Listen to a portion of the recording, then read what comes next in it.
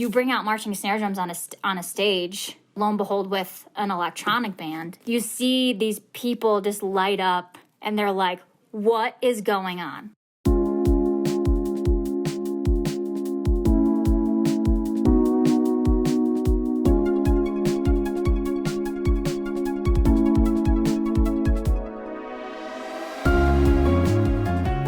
Hello and welcome to the Morning Block. It's the first block of the day. I'm Jake. And I'm Chris. And I founded Virtual Arts with the help of my good buddy Chris and a whole lot of other awesome people. And this is the weekly show where we answer big questions about the pageantry and marching arts. Today we're tackling the question, how can you pay your bills through marching band? And we mean just marching band, not music in general, but marching band as a full-time career. We're talking marching wind diddles, marching drum diddles. All the diddles. Guard diddles. No sitting down, right, yes, Jake? Yes, all standing and performing. No seated performance unless you play timpani. Unless it's body.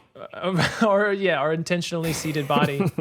But no, it's a good point and it's a good question. And actually, the crazy thing about it is there are several ways that you can do this. Right, yeah. It's not just one singular career path. There's a lot of different things that envelop that. So there's kind of four main ways that we have come up with that you can do this. And we're going to talk a little bit about what those lifestyles are like, what those jobs are like, and also how do you get to the point where you can actually have these jobs and have a full-time career doing just quote-unquote marching band. And then as always, we're going to try to talk to some professionals in the industry. And in this case, the professionals are people who do marching band for their full-time job. Which is really exciting. It's how they make their money. So the very first one, what comprises of a marching band is the performers themselves, correct? Yes. And then second, we have teacher/adjudicator. And then the last one is, the people who create, the creators themselves, so designers and writers. And then let's leave the fourth one as a surprise for the end of the episode. Surprise so we're going to make you listen to the whole thing. Yeah, absolutely. They may like see the special guest in the show notes and be like, I know exactly what the fourth one is. But if you haven't seen the show notes and you want it to be a surprise, you can certainly wait to the end of the episode. Let's dive into the first one. So as a performer, that's an interesting one because it's kind of hard to think through. Right now, marching band's not like another sport out there where there is a major league where you can make sums of money like football or baseball or... Yeah, it's quite the opposite. You pay money to do the professional version of marching band. Correct. Or, there are like drum lines for NFL teams, for NBA teams, even NHL teams sometimes have drum lines and things like that. But they definitely don't pay you enough money to live. So what are the gigs? What's the main place you go to? Well, actually, we see them a lot at DCI finals. Military bands are one of the number one things you can do as a performer and make money. And they're good gigs. Yeah. I mean, my gosh. Health insurance, 401k for retirement, but they will pay money for you to exist and play drums or trumpet or whatever, and then they will pay enough money for you to live after you retire and don't have to work anymore. Plus healthcare, plus benefits. I mean, it's a sweet gig. It's safe and secure. Very. You go into this gig knowing, unlike other touring musicians like a rock drummer or, a jazz player or anything like that, that's wondering where the next gig's going to come from. In a military band, your gigs are lined up for, decades. As of right now, we're not cutting military bands anytime soon. No. So I know when I was in music education in college, that was definitely one of my goals, was to get into a military band because it was just such a safe, secure gig, and that's an easy way to make money performing. It's not available to everyone, and not everyone wants to get into the military. So there's a couple of other things you can do. One of the things that I really enjoy is performers in amusement parks. They actually do have, in some amusement parks, they have marching bands. I know in Disneyland and Disney World, they have those gigs too, and highly, highly sought after because, again, great gig. Yeah, one of the trumpet players from VDBC, the Screamer, Justin Diaz. If you don't know who he is, he's the guy who plays the super high notes in the 2020 Virtual Drum and Bugle Corps show. He's a trumpet player for the Disney theme parks. Ralph Nader, soloist for The Fall, also plays for Disney. Kelly Mills has done that gig, who we marched with at Mystique. So we know people who literally do this. They play the same show most days, sometimes twice a day, but it's a fun gig. It's a fun gig. I was going to say I also marched with someone in drum corps who she was a huge Disney fan, and she ended up playing trumpet out in Disneyland, California. So, I mean, it's possible. Again, that's a really tough gig to get because it's a highly sought after one. Once you get it, it's not like you're re-auditioning to continue being in the group, and very limited number of people. You're looking at less than 40 in each of those bands. Right. So it's a tough gig, but I mean, it's possible if that's something that you wanted to do. And then we've got the last one being a little bit more outlandish, ridiculous. There are certain popular groups that tour with marching band musicians, one of them being Odesza. Odesza's not touring right now, but when they were, they had a full drum line. They had a bunch of really, really talented snare drummers, and they're not the only group that is either semi-mainstream or fairly mainstream to have, like you said, some kind of either drum line or marching style instruments that play with them, and they tour. Youngblood Brass Band is another. They have like sousaphones and sling snare drums and that kind of stuff too. So there's like mainstream music that you can also get into as just a performer. That's what you want to do. And then we throw out Odesza because I actually marched with her back in drum corps. Jake taught with her. Who is her, Chris? Her is Kali Ridal. Kali is obviously an incredible performer and a badass snare player, and it landed her the dream gig, a world tour with a headliner music group playing just marching snare drum. So how did she get a salary job doing what we all dream of being able to do? We set up a call with her to find out. So my name is Kali Ridal. Professionally, I guess now that I can say that, I actually toured with the electronic duo Odesza, who are out of Seattle, Washington. So it's just two guys. They met in college. They kind of were doing their own solo thing, and then they got together. And then they had this crazy idea to put some marching percussion on stage. And I was kind of like in the right place at the right time, teaching out here in Colorado. They came to Red Rocks, and they hit up the University of Colorado Boulder, where I was teaching at the time. And they were like, hey, we need some drummers to do this gig at Red Rocks. And we were like, okay. That sounds great. And a bunch of us teaching together, we got to do the gig. And right after we did those 2 shows at Red Rocks, you're like, we love working with you guys. You guys are, on your stuff. You have really good ideas. We want to take this on the road. Like, do you want to go on tour? And it was like, sure, yeah. I went to my boss at the full-time job that I had at the time in Denver. And I was like, well, I have this gig, and it's definitely something that I could never say no to. And it was something that I looked at as, if I do this, I could pursue this for the rest of my life. Odesza was blowing up right when Kali and the drumline were brought on, and that gave them the opportunity of a lifetime. They got to headline at a little music festival called Coachella. Totally mind-blowing. I mean, we headlined with Beyonce and Eminem and us. So it was like those 3, and the headliners get to perform both weekends. So I was fortunate enough to hang out in Indio, California for, some time. And we did a lot of, pre-rehearsals in LA, like in Hollywood. So we rented out this huge studio, and we got to just put the show together, which was also a very crazy and wild experience because you kind of get to see how artists do that.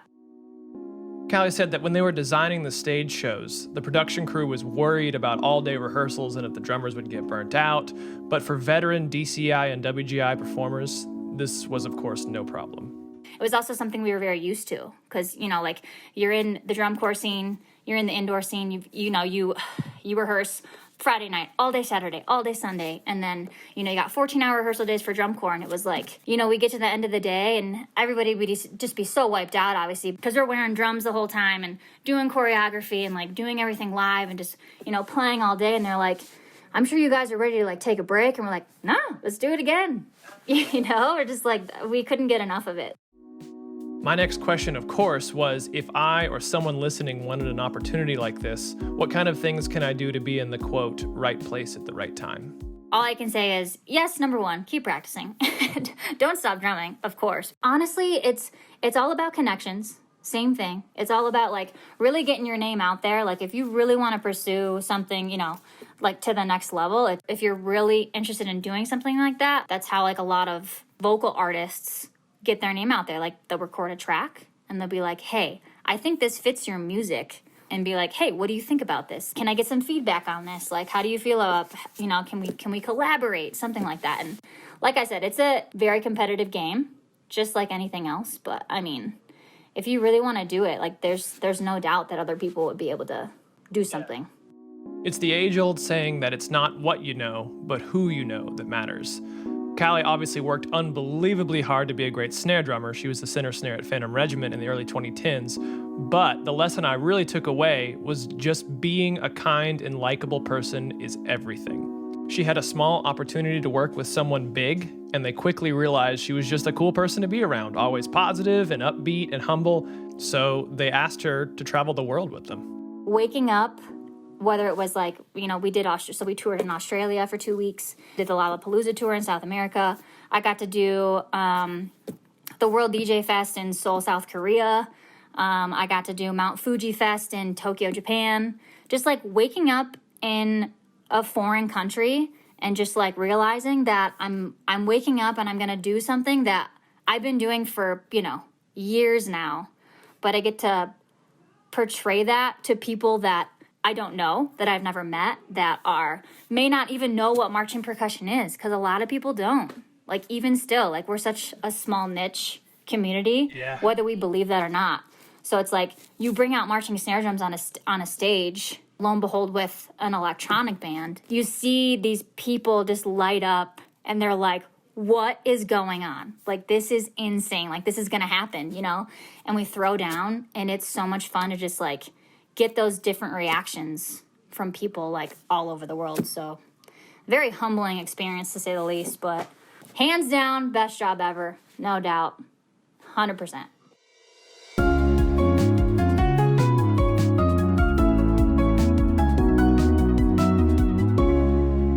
So, Chris, best job ever, clearly. How do we get started? Where do we sign up to do this? Start sending DMs. I'm just kidding. Don't do that. That's all I had to do the whole time? Just keep sliding in DMs. No, I jokingly say that, but the first step is to definitely do some research and figure out how to get in these gigs. There isn't a secret gatekeeper. This information is out there. So I know for military bands, there's some audition processes. It gets tougher the further down the list we go. Like I said, I'm sure for Disney, if they have a spot open, you have to find it on their website, and that's only if they have a spot open. And for something like Odesza, you have to be really good and also an awesome person to work with, and then just get lucky from there, I guess. So, as Chris said, you got to do your research. I mean, that's the biggest thing is these gigs open up, there's always, I say always, there's often, and after the pandemic, there will be obviously even more of these things that pop up. You have to network with people who know and be in, whether it's Facebook groups or other networking groups or LinkedIn, or just being connected with people who have these kind of gigs, and just do your research, look around and apply all the time, and maybe you will, maybe you won't.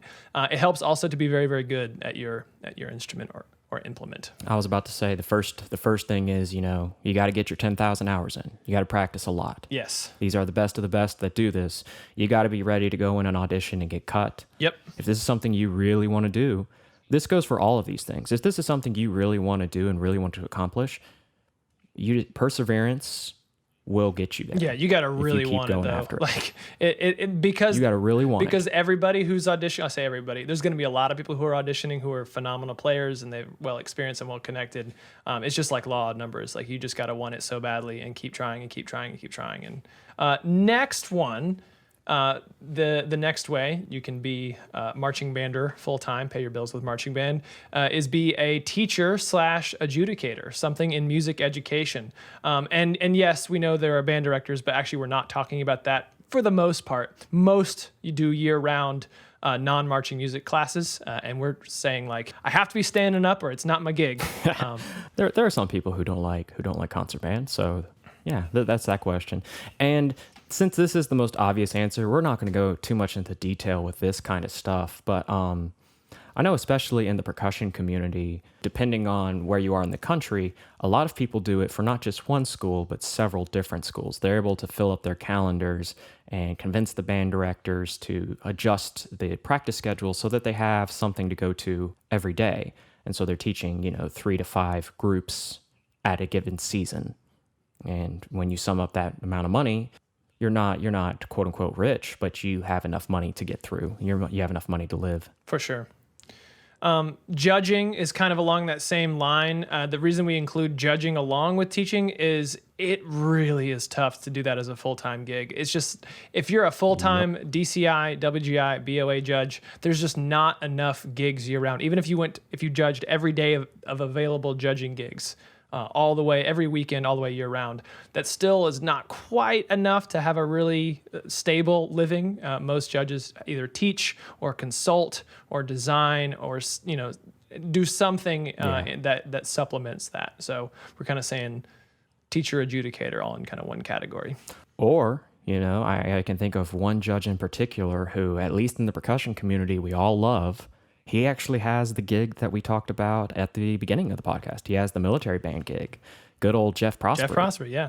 If you don't know who that is, he had a video that went viral a while back. You can look it up. We'll try to link it in the show notes, where he was on some news and someone threw an axe at him. It was a whole thing, not on purpose. Oh my goodness, Chris, have you seen that? Oh, I know exactly what you're talking about, and it was a whole thing. Oh my God, they were the drum line behind the axe targets, and they were it was Good Morning America. I don't know. We'll look it up later. I'll insert a magic thing here that tells exactly what it was. Fox and Friends co-host Pete Hegseth aiming for accuracy and missing. But a guy threw an axe at the target and missed so badly it flew over and then hit Jeff Prosper in the arm, the thing that allows him to make a living. So it was not a good situation. The video went viral. It was horrifying. Luckily, he made a full recovery and he's fine now, but gosh. So the moral of the story is only go into professional marching band if you're okay with potentially having axes thrown at you. And we mean this very literally.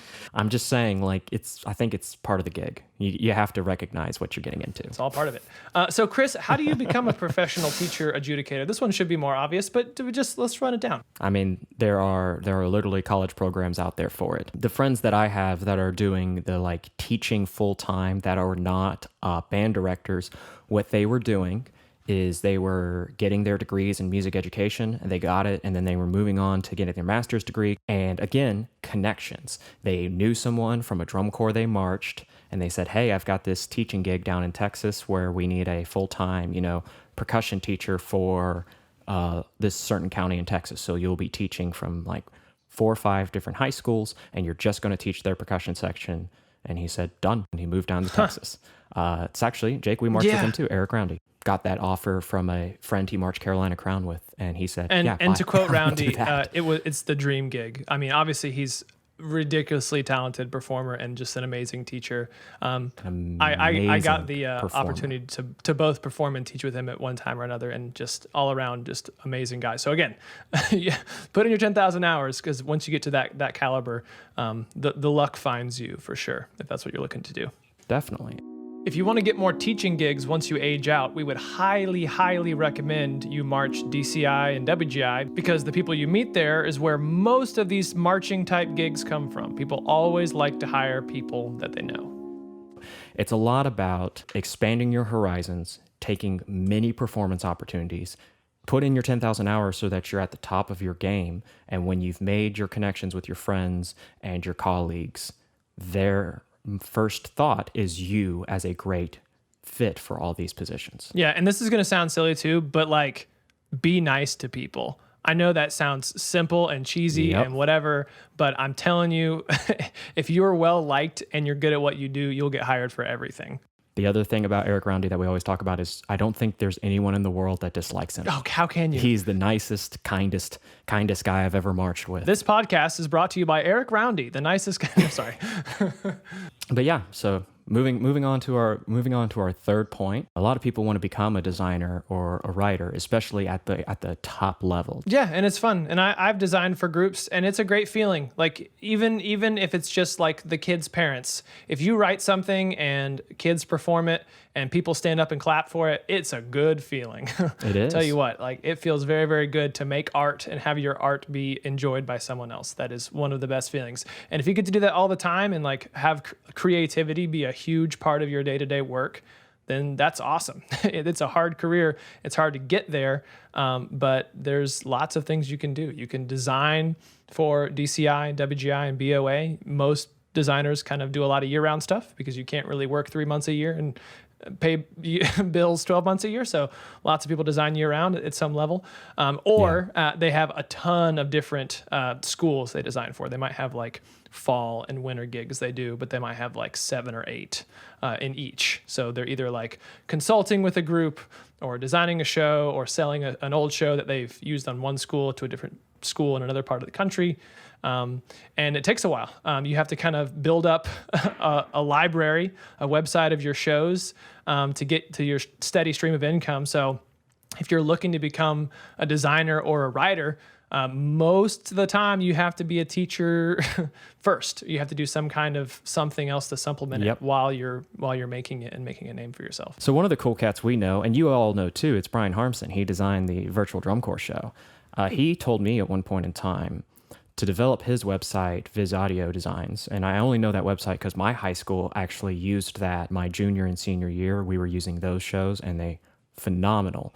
It took him 10 years to get to a point where he had enough shows and had enough in the bank to actually start producing money from the shows that he had previously written. It takes a long time to do it, but once you've done it, I mean, I'm sure there are still high schools out there performing the show that I did back in 2009, 2008. This is one where, again, perseverance is going to be how you really have to want to do it. Because it's going to take a lot of work. But let me be honest with you, though. Like, if this feels like, oh, this is a hard road, you should only do it if you love it, like, it's the grind. Like, most careers, most fields, you really don't, quote unquote, make it until you're in your 30s. There's exceptions, of course. There's always people who take a long time to get there, or they get really lucky, or they're just very good at what they do very early. But like being in your 20s, that's what you do. That's the grind. Like you use your 20s to build yourself up in some field, some career. You're building your skill sets, you're building relationships, you're getting experience, so that in your 30s you can work the job that you have been wanting to work. It's the same as like going to medical school. Like, oh, I don't want to be a doctor because I'm going to be in school for all of my 20s. It's like, yeah, but if you go and do any other field, you're going to be like the lowest on the totem pole until you get there. And this is the same way. So it's the grind, but I mean, it's the same as if you were grinding in the finance field or like, you know, trying to be a lawyer or a doctor or anything else. Like, yeah, anything that's worth doing is hard work. That's what makes it worth it. You nailed it on the head, Jake. There are, I would say, less than 0.01% of people out there in the workforce who had their dream job and their dream position in their 20s. Most of your 20s is, even if you're at your dream job, you're not at your dream position within the company, right? That's where I'm currently at. I'm sure that's where you were at in your 20s, right? You're happy with where you are, but you know, okay, I've got these following ladders to climb, and then I'll get there. Now, if I get there in my early, mid, late 30s, or maybe even takes to my 40s if it's a really tall ladder, that's fine. I'm willing to grind it out now. And that's what you should, and I agree with you, Jake, that's what you should think about when you're looking into a career field of this, is we're saying it doesn't come automatically, but that's fine. That's what happens in every field. As long as you know the path forward and you're willing to put in the work and the 10,000 hours, then at least you know the path. At least you know the way to get there. Yep, every field is hard. Choose your hard. That's the way I look at it, at least. So we decided to reach out to someone who designs for marching band as their full-time job to see what's that lifestyle like and how do you get that job? My name is Kendra Wendeln, and I currently live in Cincinnati, Ohio, and I am 39 years old, and I currently make my living being a marching band designer, marching arts designer. So that's Kendra. She's worked extremely hard to be a fully freelance designer for pageantry. My first question, of course, was how did she pull it off? As I used to be a band director.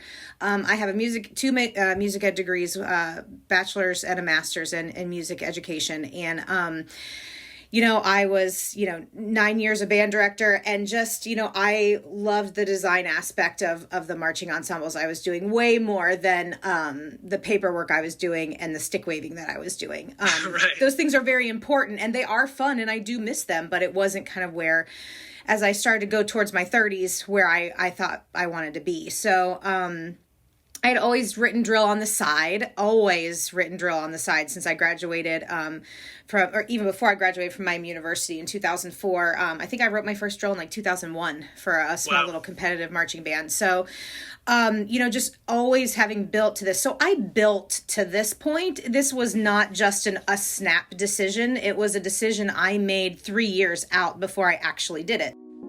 So she was an educator first and obviously had a ton of training to back it up. But it still took years of getting more and more clients, slowly transitioning and working way more than 40 hours a week to have enough consistent bands hiring her for both the fall and the spring.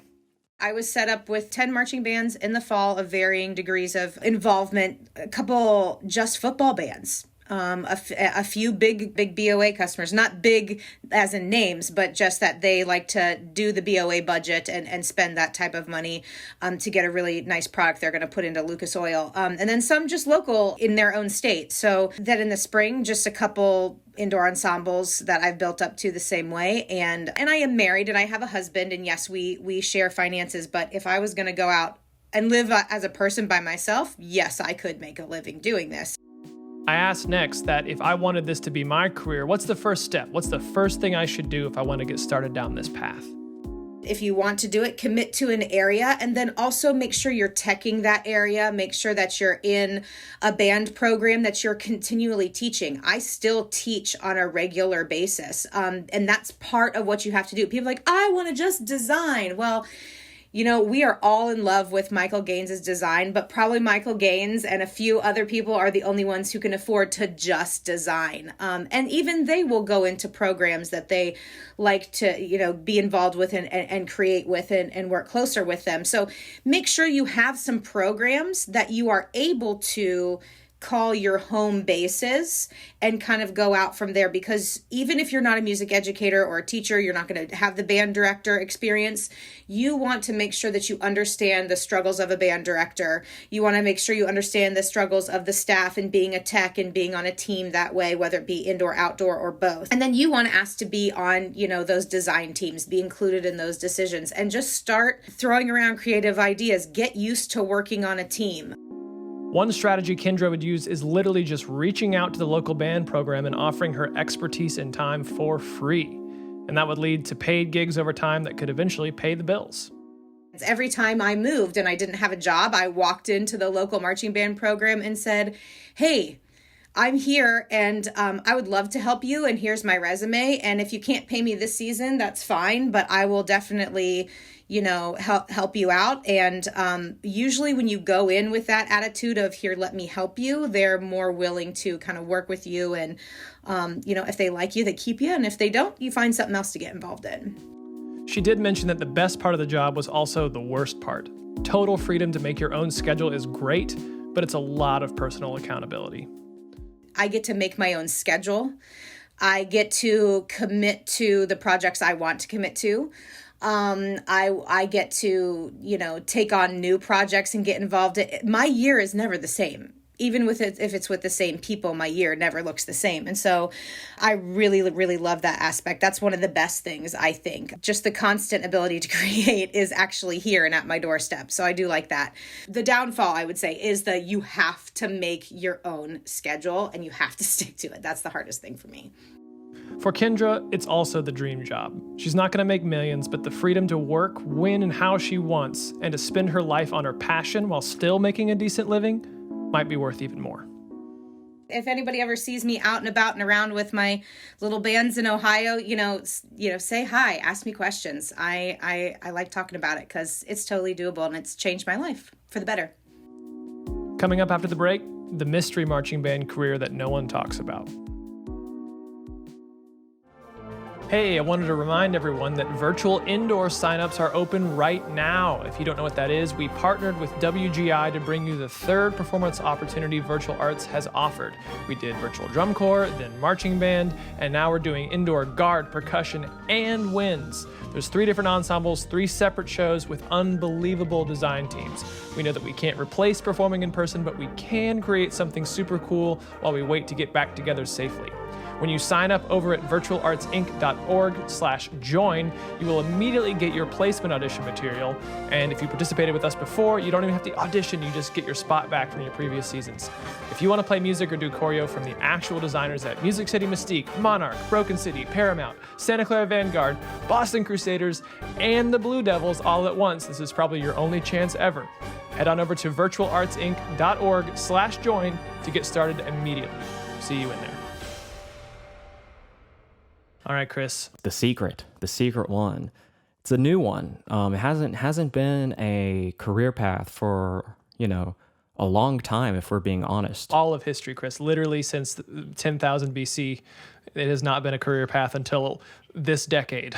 I'm not sure a designer or writer for marching band was available back in 10,000 BC either, but Fair. I love your enthusiasm. All right, Chris. What's the mystery fourth field that you can be if you want to do marching band professionally? Become a content creator on YouTube or an influencer on social media. If you're good enough at it, you can actually make some legit money, which is bonkers to think about. Yeah. You have to be really good at what you do. You have to be very consistent. You have to be good at knowing how the algorithm changes for Instagram or Facebook or YouTube. You have to be very consistent with content creation. You have to have some level of charisma. Like there's so many boxes you have to check. It's not the easiest road. And wanting to be a Twitch streamer is a very popular thing right now, especially for people under the age of, we'll say 30. Just in general, it's like, yeah, I want to play video games for a living. Nice. It's like, okay, if you're a Twitch streamer, you're not playing video games for a living. Like playing games where you win money in tournament, that's playing video games for a living. If you're Twitch streaming, you're a performer for a living. You're basically playing for tips as a performer. Correct. Like you're selling your personality, your charisma, and that's hard. Like people say, oh, yeah, I want to be an influencer. Like, okay, turn on a camera and a mic and be interesting for 3 hours. Like that's hard to do. Like Chris and I have to edit the podcast to be interesting, and we're still not that interesting. It's a hard thing to do. It's an incredibly hard thing to do. You were bringing up the podcast, and I was going to bring up we even dabble a little bit in YouTube creation ourselves. Yeah, and we've learned that it's hard. What would you say? I from my understanding, once you break into around 100,000 subscribers, you're pretty safe on, okay, now I can do this full time and this is something that I could live off of. Yeah, and that is going to be a range for people. Like if you live in Southern California versus if you live in rural Michigan, obviously your rent and food is going to be very different in terms of what you're paying.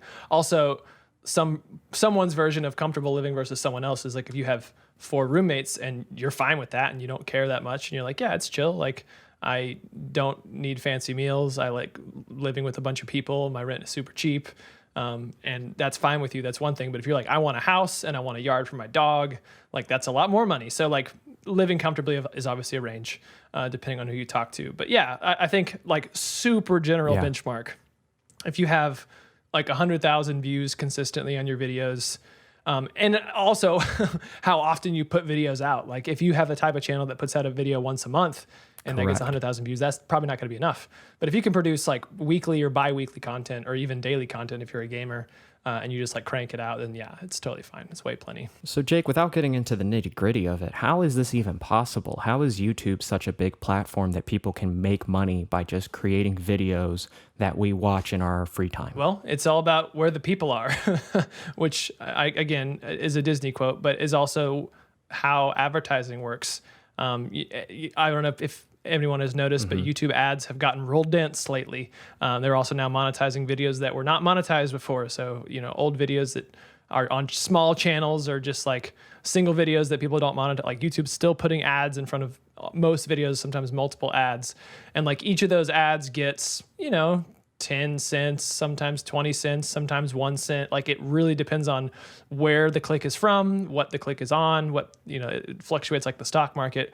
But if you have 10,000 people click one thing and you get a penny each time, you can do the math. That's money.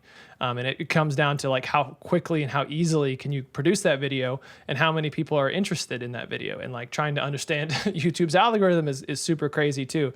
And like Chris said, we're doing it as a fun side project. We're not trying to become full-time YouTubers or streamers or influencers, but we're just it's the pandemic. We're at home. We want to try stuff, and that's one of the things that we thought would be fun. And honestly, it's just been a fun way to just connect with each other and play music together and laugh and be goofy and all that kind of stuff.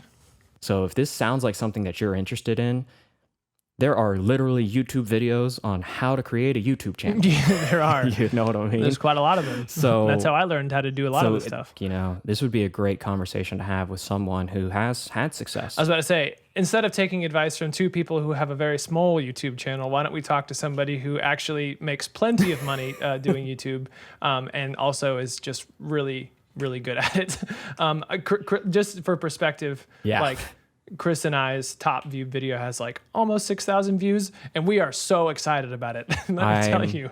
I can't. When we hit 5 digits, Exactly. I'm popping a bottle. But of it took champagne. us I'm just how long, saying Chris? Let's see. We started uploading in early April. It took us this long to get into the 4 digits. Like it was like we would get literally like 4 views on a video, and then we would get like 20 views, and then we would get like 4 views again. and they're like, and each of these videos would be like days and days and days of work. And then we'd get like 56 views, and we're like, oh, okay. And then the next video would get like 108, and we'd be like, we made it. We're retiring. This is it. And it just would bounce back and forth. And then like eventually, like at 1, 2, 3, 4, 5, 6, 7, 8, 9, 10, 11. We were 11 videos in, and just now barely breaking into the 1,000 views per video. So, and again, this is not something that we're looking to put our full-time gig into. The channel is called Apex Percussion. If you want to look it up, it's mostly just either silly percussion videos, some serious percussion literature. It's got some cool stuff on there. But it's super niche. It's something that we like doing. And if it gets more popular, that's wonderful. If it's just a way for Chris and I to connect and make music together, still cool. So we set up a call with an actual marching band YouTuber, Eric Carr of EMCproductions. It turns out that Eric has not just one, but 2 different full-time careers with just marching band. My name is Eric Carr. Some of you might know me as EMCproductions, and I am in the United States Marine Corps Drum and Bugle Corps, and I also do YouTube. Eric is a Marine, plays quads for a living, and has almost 20 million total views on his channel. I assumed he was a Marine first, but he actually started his YouTube channel over a decade ago. Right. It was kind of in the opposite order. Like I've had my YouTube channel since 2008, and I joined the Marine Corps in 2017. But I didn't actually like start making money off YouTube for a while. But yeah, so the Marine Corps, I was actually trying to get into one of the Army bands for a really long time. It was the Old Guard Fife and Drum Corps. I auditioned for them 8 times, and I obviously didn't get into it. And I found out about the Commandant Zone through their WGI shows.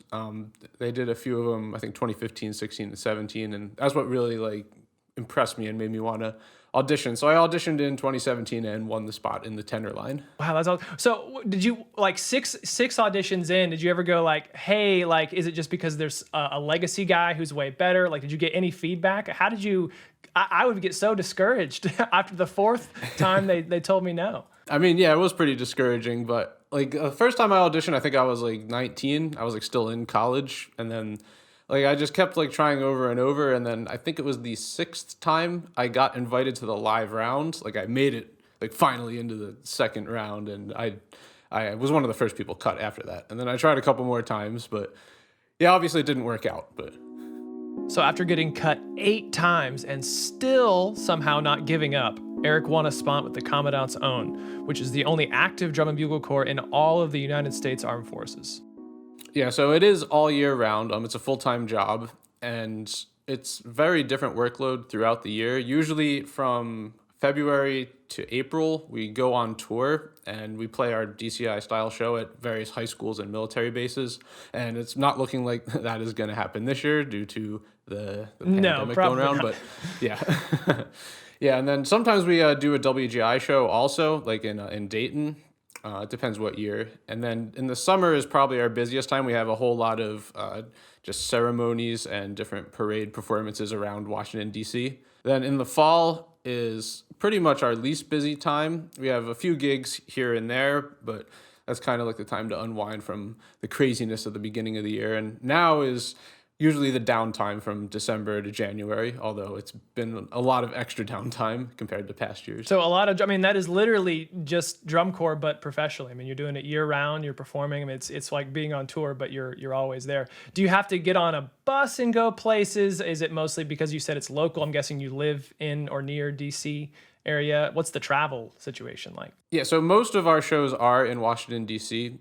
We do go to a few DCI shows throughout the summer, and those ones we will usually bus to. So we get kind of like the the raw, rugged drum corps experience a little bit, but not that much. So another dream gig if you're a drum corps fan. I assume this was a tough gig to get, being that there's only one in the country. So I was curious how many people actually have this job. Yeah, I believe the cap is 90. It's 90 Marines in the unit. And it's like, we kind of change like who's in what section depending on what we need. Like we used to not have a front ensemble at all. That's actually a pretty new thing for us. And now we have an 8-person front ensemble. So we had to make cuts elsewhere because it's just a max number we're allowed to have. Chris and I were wondering this. Comparing drum corps hard to basic training hard, which one is truly worse? Having done both. Yeah, actually, shameless plug here. I made a video about this a while ago. We will link that in the show notes. You can actually watch the video where he talks about it. I appreciate that. Yeah, I say that.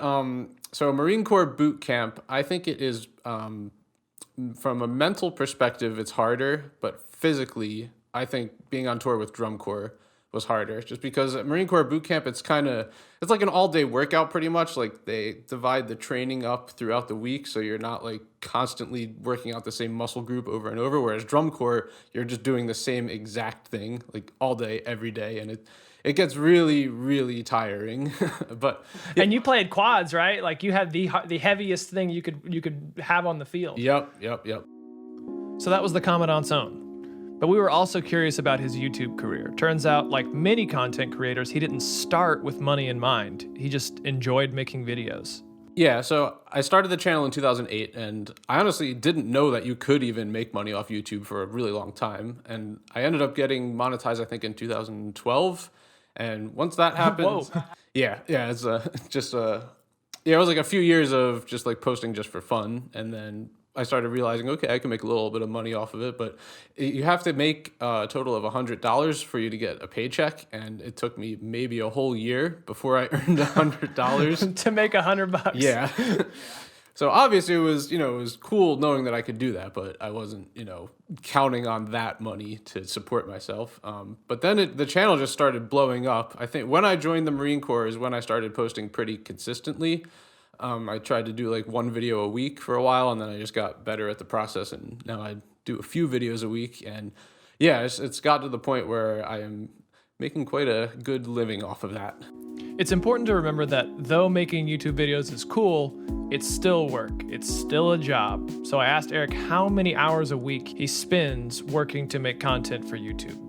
Normally, I would probably put more than 40 hours into YouTube every week. Yeah, so it's a job. Yeah, it's basically a second full-time job. So people say, "Oh, it's so glamorous, it's so this," but it's like, nah, man. Like I'm working a full week just like you are. I mean, it seems fun and it seems interesting, but most of it is just like either editing or sending emails. Like it's not as glamorous as I. Yeah. A lot of it's really boring. Like you only see the fun parts.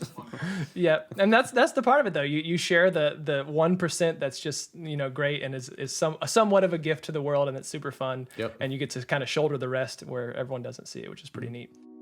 So if this still feels like the dream job and you're wanting to put in the work, where do you start? How do you get where Eric is now? His advice was pretty straightforward. Yeah, I mean, if you want to be a content creator, I'd say just start a channel as soon as possible and just start making videos. Like it doesn't have to be the greatest quality right away. Actually, it's kind of better if it's not, because I've been reacting to my older videos and it's quite entertaining because of how bad they are. But yeah. Because he's probably the only person in the world who can answer the question, I asked him what were the best and worst parts of each job. So for Marine Corps, obviously, being in the military is not for everyone. The basic training is very difficult, and it gives some people some problems. So you're gonna have to be in like really, really good physical shape, and if you want to, start a career in a military band. I'd say that's probably the worst part. I mean, it's also a good part, like that I get to, I'm forced to stay in shape, which is good. I can't be a couch potato or anything like that. And then, yeah, the best part of being in the Marine Corps is, well, I get to do what I love, being in the drum and bugle corps. I get to play tenors for a living. That's pretty amazing. But also, the honor of being, a United States Marine, even if we're in the band, you're still in the Marine Corps. Like, it's Marine and also musician. So that's very cool. Let's see. I think the worst part of being a content creator is, I guess this is a good and a bad thing, is you're pretty much your own boss, which means you make your own hours, you get to do your own thing, which that could be good for some people, could be bad for some people. If you're like lazy and you have no deadline, you're just like, I could do this whenever. But, I try to get as much content out as possible, which kind of motivates me to get on it. We were almost out of time, so for those of you listening who are considering this as a potential career for you too, I asked Eric his best advice to be a successful content creator. I think the video that, really got me interested was when I did my Hertas in 2012. I got like 30,000 views, which is like okay for me now, but back then it was a lot. And I got recognized by like strangers, like at these DCI show. And that was really, really interesting for me at the time. Now it happens like at every single show, but yeah, that was probably, that video was when I realized, like, okay, this is, pretty cool and rewarding. And then after I made a few more videos, I did that Donald Trump versus Hillary Clinton drum battle, which that is now unlisted, well, for now. And that one was really popular as well. And yeah, it really only takes like 1 or 2 videos to really kick off the channel. And I guess my channel is like kind of proof of that. It really, you just have to do it for your love of doing it at first, at least. It's not for everyone. Not everyone's going to want to like spend the time sitting at a computer editing a video for hours and hours. But if it's something you are really interested in, just like just push out as many videos as you possibly can. Try to get maybe 1 a month at first, and then you get like a couple a month and 1 a week. And like I said, it really only takes one good video to really start kickstarting the channel. So just keep that in mind, that the video you're doing now might be the one that gets 1 million views. You never know. So there you go. Professionals who all in different ways made marching band their full-time job. Let's head back into the studio with Chris.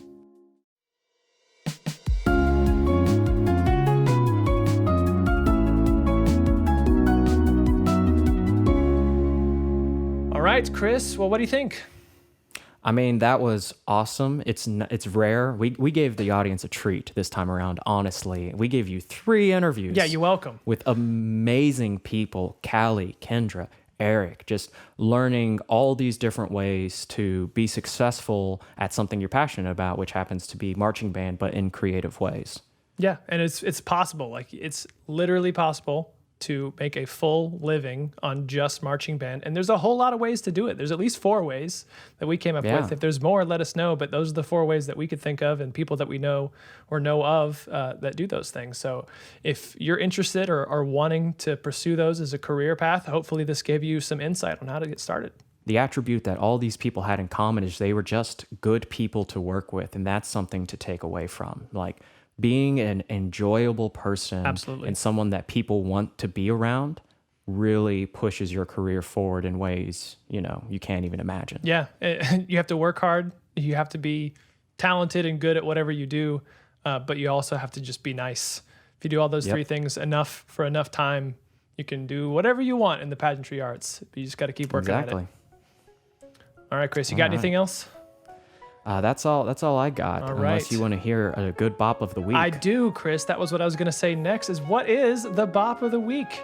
So the bop of the week is actually a little bit of a throwback to what I was listening to back in 2018, which is going to be Want You Back by Arrow Chord, and I'm going to spell it. So it's WANCHU